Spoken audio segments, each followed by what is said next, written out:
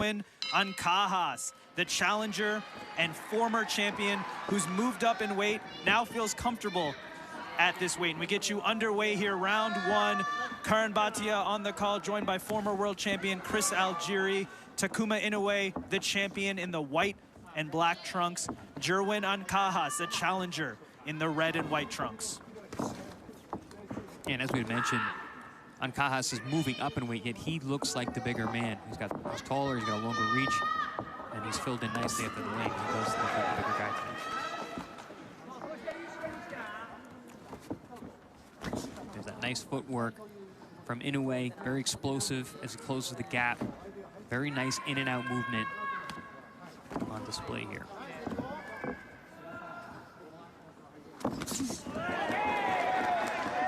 Nice right hand there landed for Inoue. Good counter punching ability on display.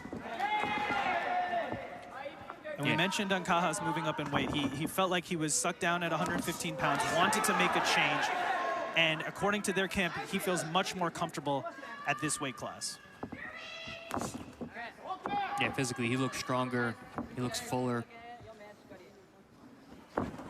Notice Inoue, we've got a southpaw in Ancajas, orthodox in Takuma. And Takuma doing a great job controlling the center of the ring. Very good move against the southpaw, who's going to be on the outside, trying to score with those left hands, but Inoue giving a lot of good head movement and staying in control of that center of the ring. Takuma Inoue, a very measured and careful approach here in round one. Standing his ground, using the jab and his left hand as that rangefinder so far in this round one.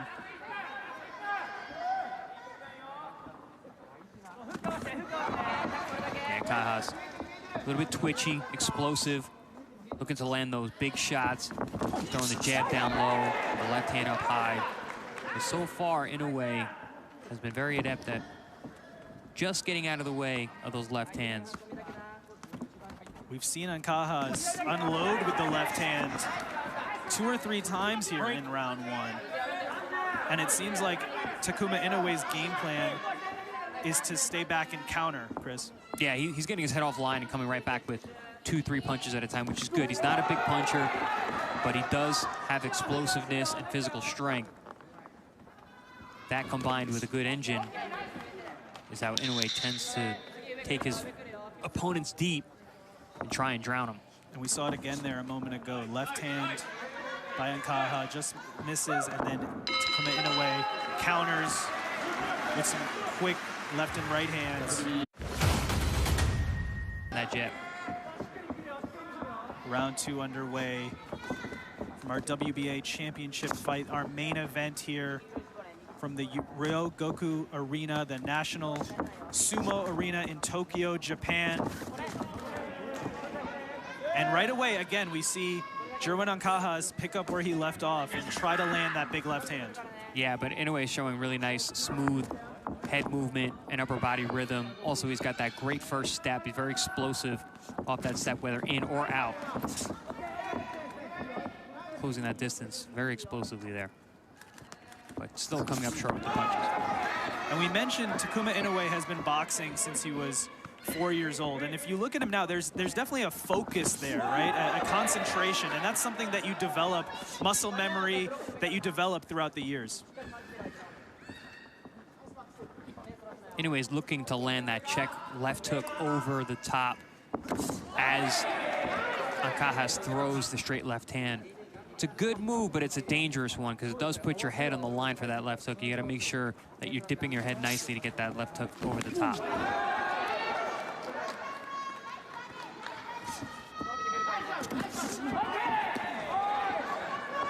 And so far, we're seeing both men positioning and trying to land that backhand. The left hand for Ancajas, the right hand for Inoue. Both men trying to set that up. There's the dip left hook again from Inoue. Just coming up short.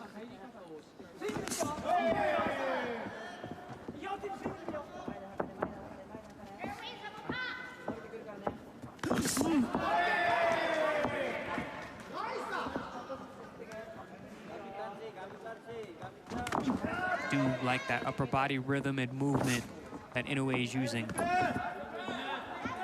His defense is sharp. He just hasn't been able to put his hands together to be offensive against Ancajas yet.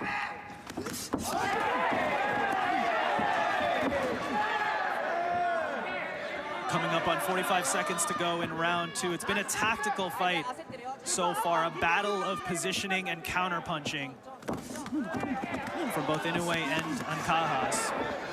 Good body work there from Ancajas. Got tied up a little bit upstairs, but let loose with both hands to the body of Inoue.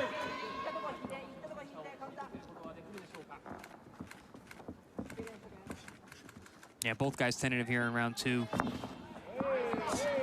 Nobody wants to make a mistake. Very, very tactical battle here early on. Very tactical, a very even matchup so far in our championship fight here.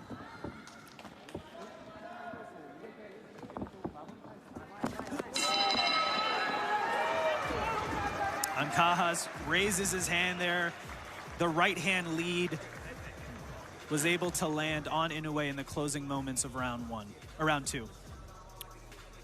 Nice timing shot there from Inoue as Ancajas went for the jab down low. Inoue gets his head off line, drops a chopping right hand. One of the better punches landed from either man, and there we see a straight left hand down to the body from Ancajas that really landed on the shoulder, just pushed Inoue back. Inoue's defense has been very sharp these first 2 rounds. And we see Jerwin Ancajas here, and it's been a long road to get here. Very humble beginnings. Ancajas trains at a place called Survival Camp. And in the early days, Ancajas would actually sleep in the ring that he was training in during the days. Now that's changed as he's gotten more recognition in his career, but very humble beginnings for Jerwin Ancajas to reach this point.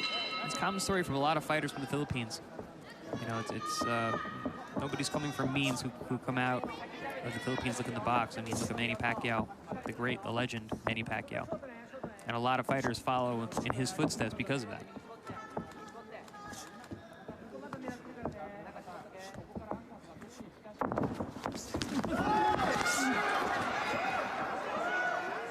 Yeah, Ancajas is frantic when he gets close enough to Inoue, but hasn't been able to put any hands on him yet. We saw Takuma Inoue open up there a little bit more, not waiting on Ancajas, but instead starting his own offense.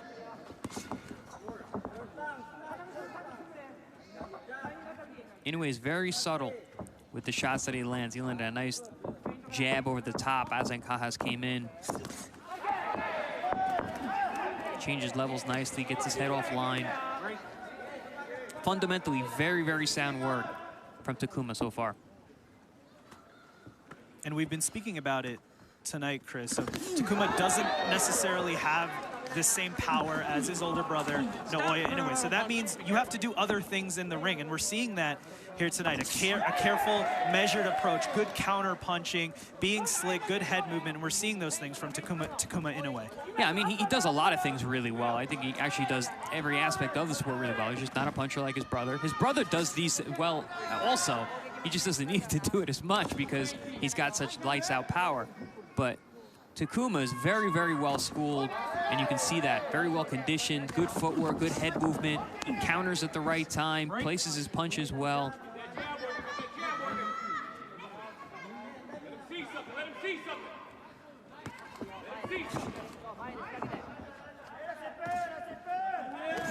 Oh, nice.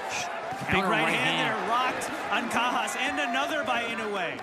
Beautifully timed shot as Ancajas came in, and then nice follow-up as well.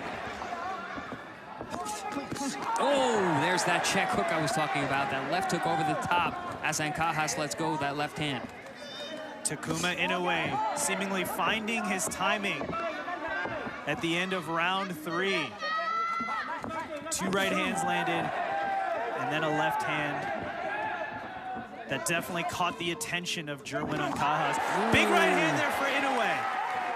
That rocked Ancajas. Didn't see the punch coming. Yeah, you see the formula for Takuma, what their game plan was. Counter straight hands, left hooks over the top. Be deceptive on your offense on the way in. Good defense, make Ancajas reach and make him pay.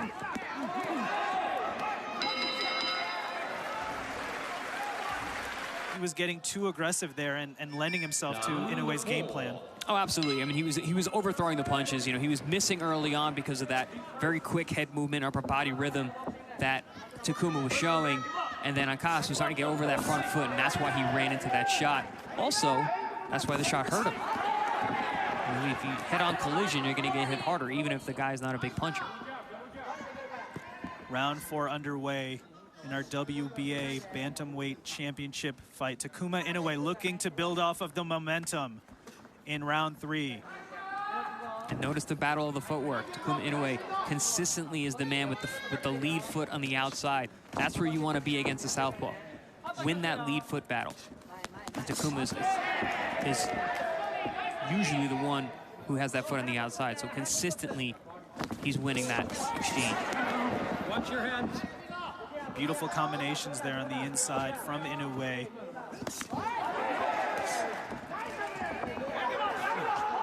And it seems like, at least so far, Chris, Inoue may have the speed advantage. Oh, absolutely, definitely. Ancajas looks to be lumbering forward. He's not closing the distance with any kind of explosiveness. And even when he does get inside, he seems to freeze a bit. One, because of the good head movement of Takuma, but also the hand speed, like you had mentioned. Big swing and a miss from Ancajas. Beautiful right uppercuts on the inside for Inoue. And you mentioned it moments ago, Inoue threw and then was able to get out of range. Yeah, Ancajas is just too slow with his feet. And more you're seeing Takuma be more comfortable on the inside as he's realizing the speed differential. Both fighters trading body shots. The right hand gets through for Ancajas. Big right hook from Ancajas. Best punch of the fight so far for him. Ooh, good body work, too. And here comes Jerwin Ancajas. Left hand to the body, right hand upstairs. Look at the size difference, man. Ancajas much bigger. But Takuma is feeling comfortable to stay in the inside exchange.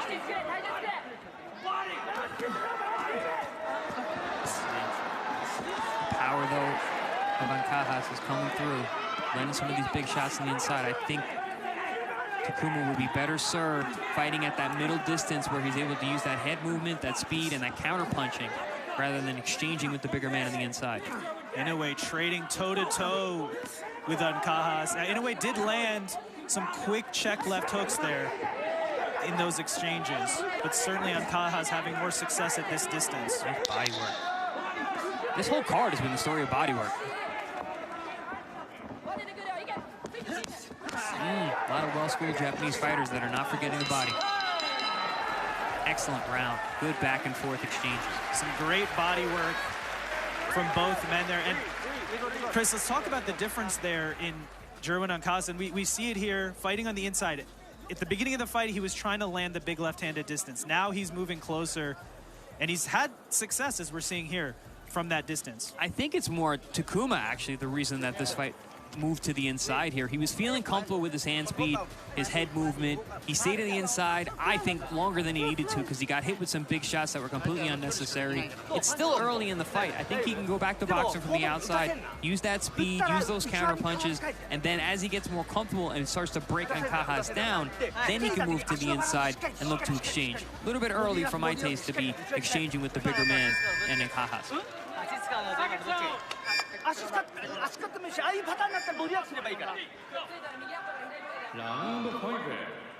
My Japanese is pretty rusty, but I would assume that Shingo, his trainer and father, was telling him something similar.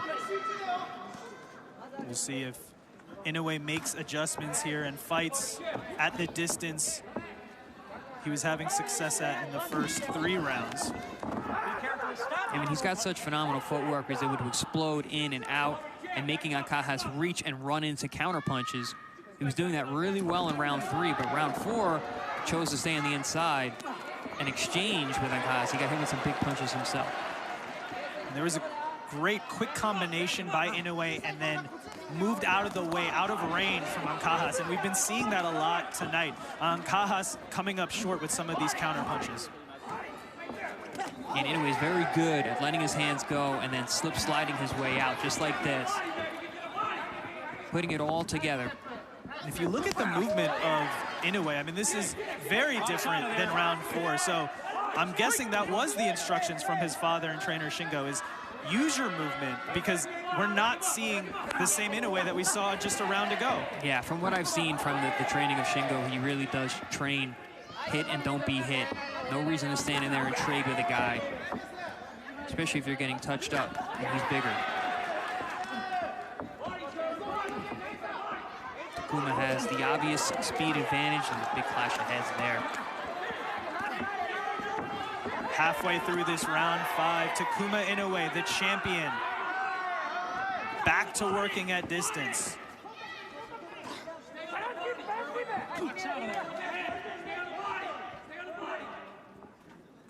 We also have to give credit to Jerwin and Cajas for coming forward, for working the body. There's a reason he defended his championship belt 9 times. That just speaks to his toughness and his ability to make adjustments in fight. No, a ton of experience, former champion, you know, moved up in weight, coming to challenge the champion in his home turf.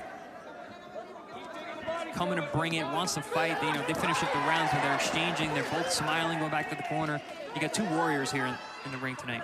Absolutely, and a massive right hand there got through for Takuma Inoue. And another, this time a shorter right hand to the head. Yeah, he's doing a great job fighting at this middle distance, picking off Cajas, who's just too slow-footed, too obvious with what he's coming with offensively. And Takuma has the ability to make him miss and make him pay for it. Keep him up, Jerwin. But let's see if he can keep it up. Cajas is putting pressure, coming forward. And more you see Takuma taking those moments to exchange and get flat-footed, which is Cajas' best chance.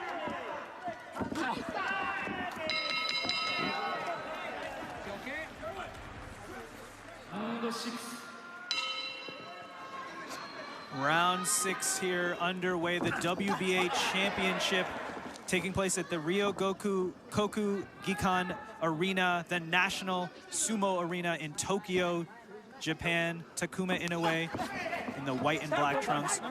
Jerwin Cajas, the challenger, in the red and white trunks.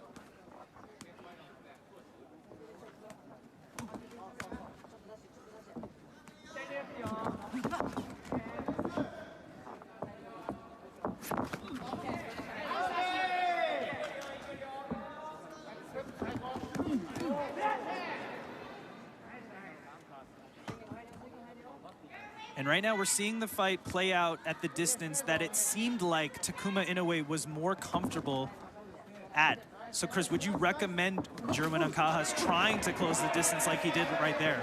I mean, he is, but the problem with that is that he overextends himself at times and runs into the counter shots, the sharp counter shots of Takuma. So he's got to close the distance. He's got to cut off the ring. He's got to slowly eke his way into position. He has the longer arms. He needs to use them.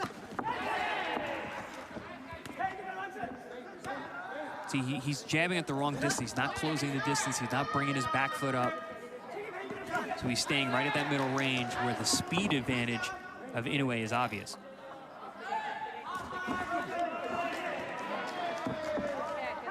Nice feint there from Takuma. Ooh, and that's the thing. The fundamentals of Takuma Inoue are fantastic. He's got the footwork, the in and out, the jabs, the counters. Now he's using feints. 2 lightning fast right hands to the head of Cajas by Inoue. Cajas making an adjustment now, throwing that straight left hand to the body, and that's a smart move. Been having a lot of trouble getting to the head of Takuma all night long.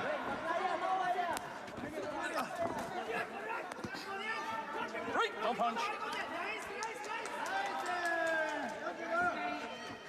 What else is important here? When at this range, Inoue is not wasting energy wrestling with the bigger Cajas. On the inside, you can see Cajas is starting to use his will, his body weight, his size to grab and to lean on Takuma. But at that middle range, Takuma has more time to rest, he has more distance, he doesn't have to waste energy wrestling like this.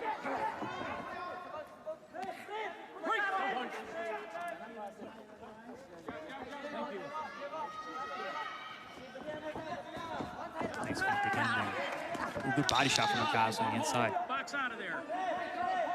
Obey the bell. Seems like Ankahas just needs to make this rough because he's getting picked apart on the outside.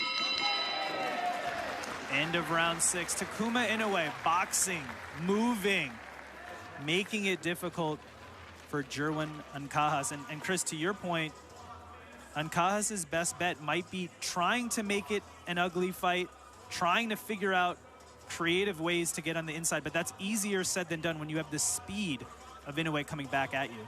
Yeah, like I said, I think he needs to inch his way forward, get behind that lead, southpaw jab, and honestly, he might have to take a few shots to get on the inside, but once he's there, he's got to work. He's got to make it physical. He's got to be aggressive. He's got to bang the body the way he had some success in that last round. Yeah, it ain't going to be pretty for Ankahas. When you got the slow feet, you got to make it ugly.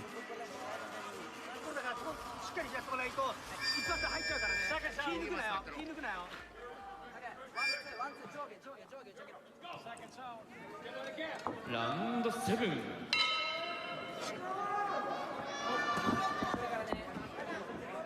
Round 7 underway here. Takuma Inoue, his first defense of the WBA Bantamweight Championship belt, a belt that was formerly held by his older brother, Naoya Inoue. Takuma's goal, he said, is to become undisputed in this weight class, following the footsteps of his brother, Naoya. That's one thing about Takuma that he's shown in past fights. His conditioning is fantastic. Tends to come on strong late. Good body work there on the inside.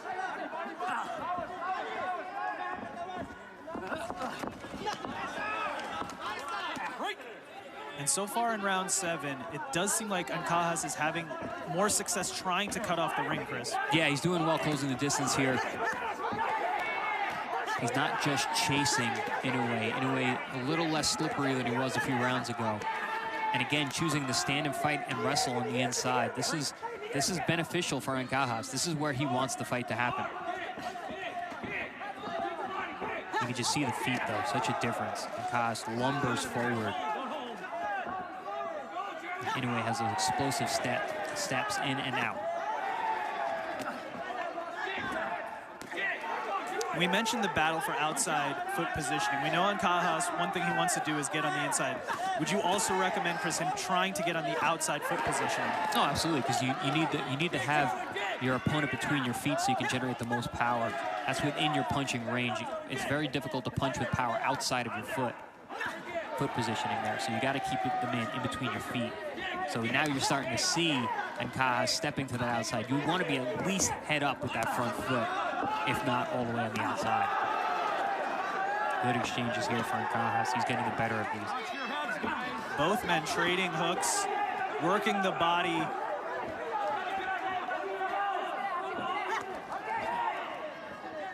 Very competitive back and forth round 7. And Chris, this is what we're talking about. It seems to be more competitive when they're fighting at this close range, this phone booth type fight. Absolutely. I mean, it's more competitive. It's more compelling. I'm sure the people at home are enjoying it more. I mean, I like the stuff from the outside and all the high boxing IQ that Inoue is showing, but this is fun too.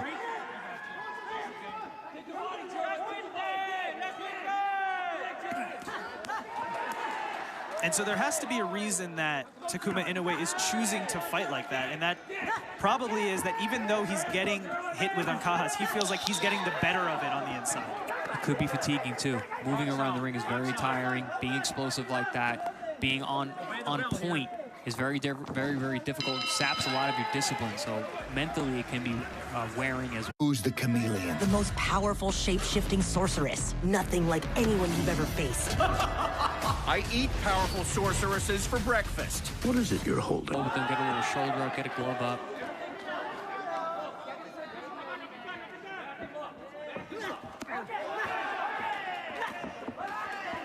Good counters there. You can see the beginning of every round, he starts out moving. But like the tide, Ankahas just keeps coming forward, keeps pressing.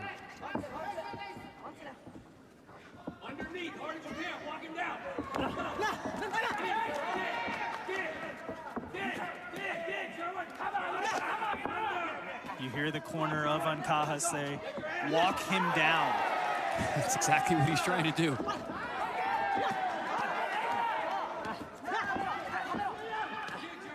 Yeah, it seems to me like the Ancaja's game plan is the long game. Keep walking him down, break him down, get him tired, make him stand in front of you, and then damage him as much as you can down the stretch. Quick combination there from Inoue.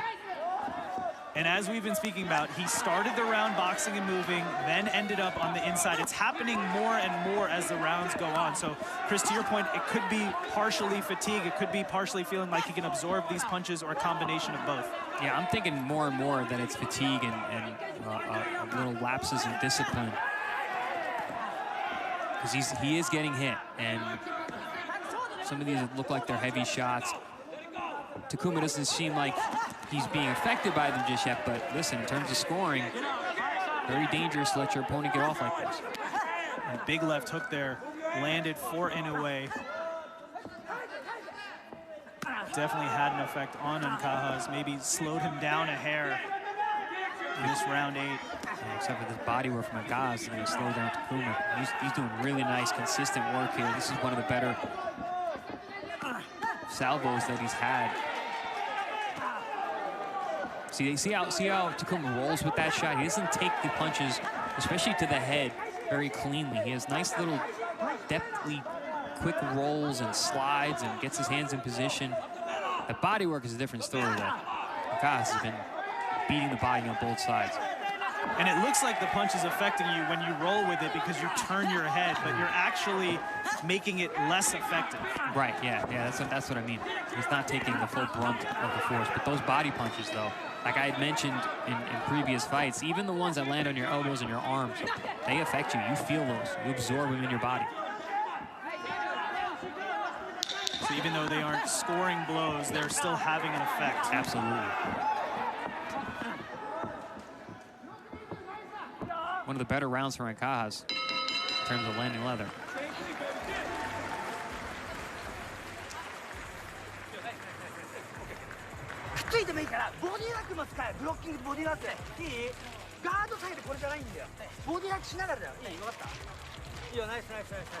I don't speak Japanese, but I speak boxing. That sounded like he said, cut some angles, move, use your head moving up and down, don't stand in front of him.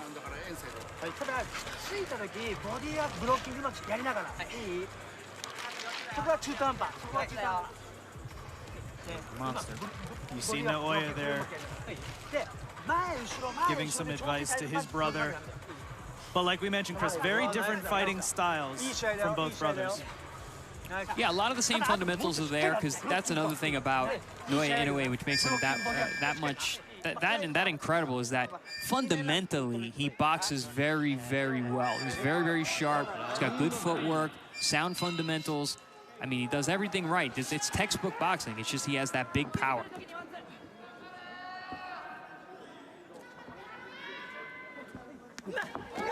Oh, good combination there from the outside. 2-1-2 over the top.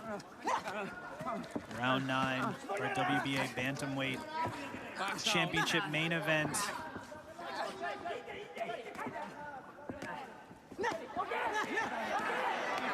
Takuma Inoue has had success boxing and moving, but seemingly ends like this, and a big right hand to the body drops Ancajas. He's hurt. That's it. And that's the end of the fight. Takuma Inoue knocks out Jerwin